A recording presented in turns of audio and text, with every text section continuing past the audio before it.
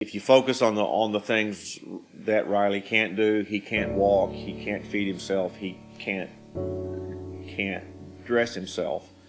He may never read. He may never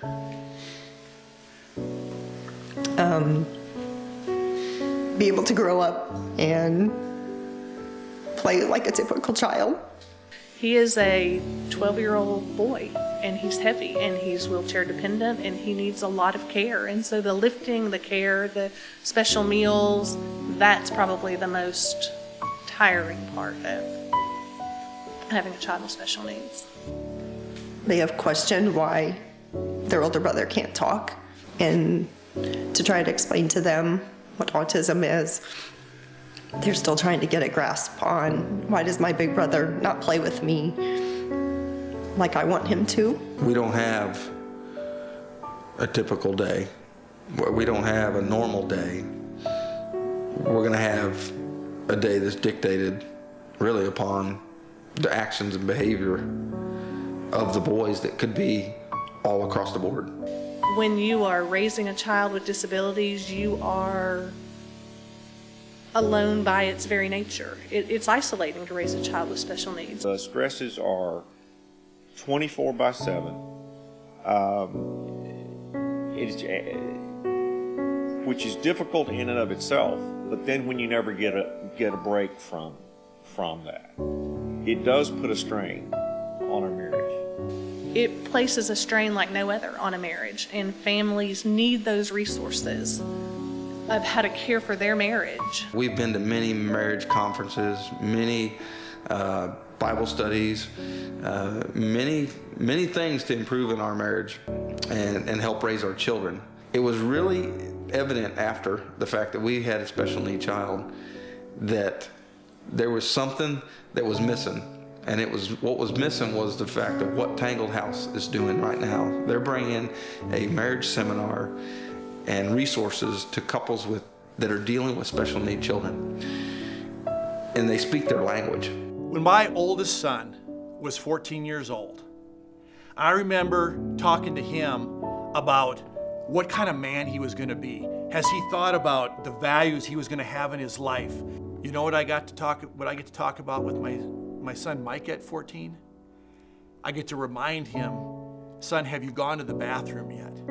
And then when he goes, I get to help clean him up. It's a missed experience. Michelle and I struggle every day with the ups and downs of dealing with Riley. And we know how that feels. But so many people around us don't have a clue. They want to know how he is. We say he's fine. We go through the motions and everything's fine, everything's fine. Jared got up and told it like it was. What are we trying to do as parents with our special needs kids? We're trying to allow them to do what? Be all that they can possibly be. We were so excited about it.